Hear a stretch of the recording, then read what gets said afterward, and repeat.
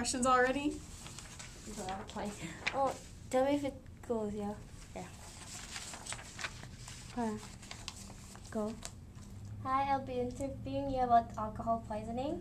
So first of all, why do people drink alcohol?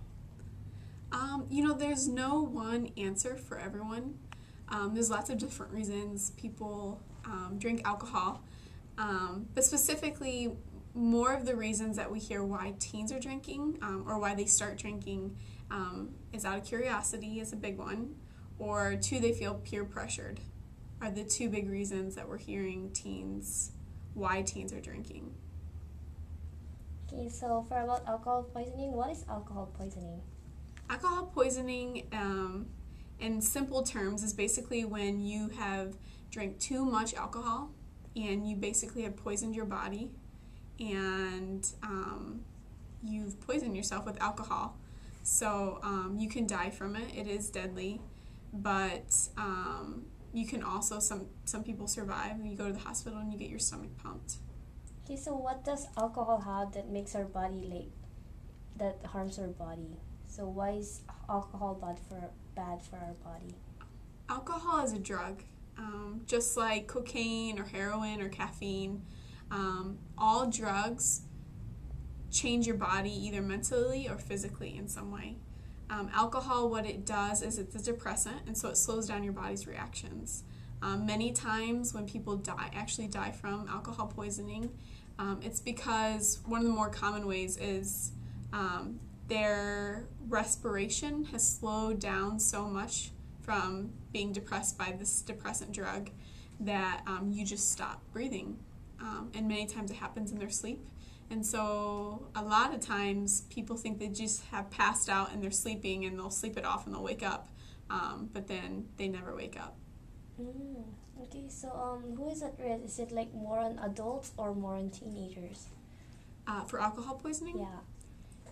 There is no specific group that is more at risk for alcohol poisoning. Everyone is equally at risk for alcohol poisoning. There's different behaviors that put you at higher risk for alcohol poisoning, but can happen whether you're male or female, if you're young, if you're old, if you're heavier or if you're skinnier.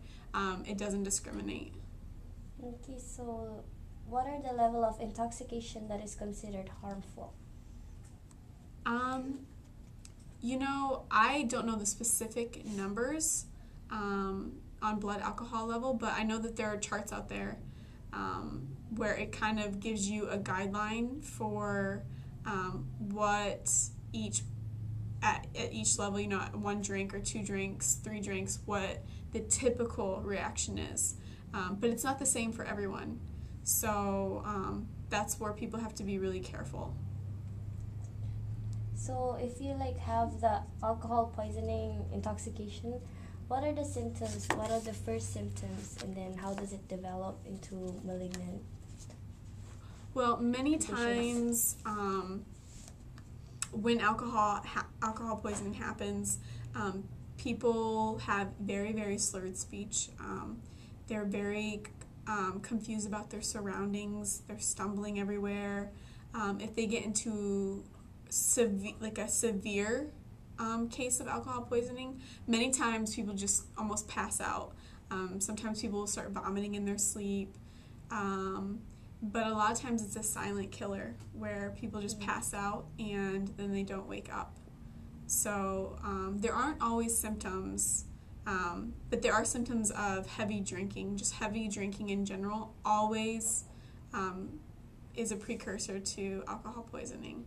So you don't want anyone to get so drunk that, or to get drunk, to the point where they are vomiting, they can't stand up, they don't remember their name, and they don't have control of their surroundings.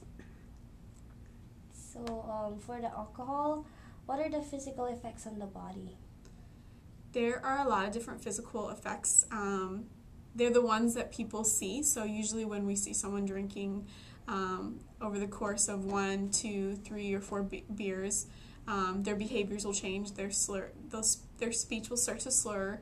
They'll become more uncoordinated. Their judgment will change. They won't have good judgment. But then there are tons of other effects that it has on the body itself and not just on behaviors. So it does affect your liver. A lot of people with prolonged use of alcohol get cirrhosis of the liver, but it can damage your stomach and your heart. And it's been known that if you drink over a course of a long period of time, that you also get brain damage too. What about the kidneys? Is it part of it? Alcohol changes the body in a lot of different ways, and I'm not sure of the exact effects that it has on the kidneys itself. Mm-hmm. But I know it does affect it in a negative way. I'm just not sure how. Okay, so when people are drunk, they tend to be more mad or anxious about themselves. They're moody. Mm-hmm. Is that part of the effects of the alcohol, or do they know are they aware of that? That is something that commonly happens. People tend to get angry, but it's all symptoms of this loss of judgment, and lots of other things that go along with it. But if you don't have judgment, you're acting on just type of feelings, So if someone says something that would normally make you a little upset, but you'd rationalize it and not get angry, you don't have that ability when you're drunk. That drug, alcohol, takes that judgment away, and all of a sudden, you're angry at things that didn't normally make you angry. So. Okay. So here's the last question. How can alcohol poisoning be diagnosed? Alcohol poisoning be diagnosed? Yeah. Do you mean how do you know if someone has it, or Yeah.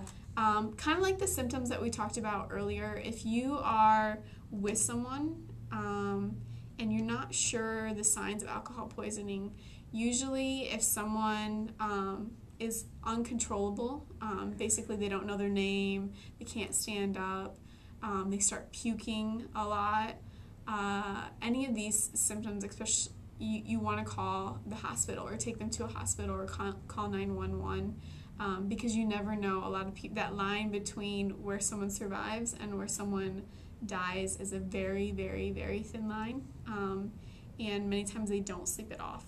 And so if anyone's experiencing those type of symptoms, you're going to want to take them to the hospital, and the hospital will usually pump their stomach or do whatever it is that they need to do. So. Okay, so if there's any alternatives, what are some good alternatives to alcohol?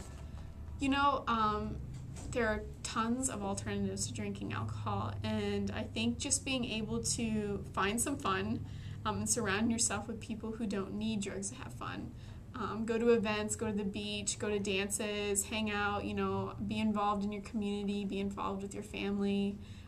Just go out and do something. If you're not bored, then there's less chance that you're going to feel the need that you need to drink. And also, to kind of go along with that, being very confident in yourself, you have to make a conscious decision to not drink alcohol. So that way, when your friends or someone does decide to pressure you into drinking, you've already made the decision that you're not going to, and it will be a lot easier to say no instead of really falling into that. So that's all our questions. Thank you. Thank you.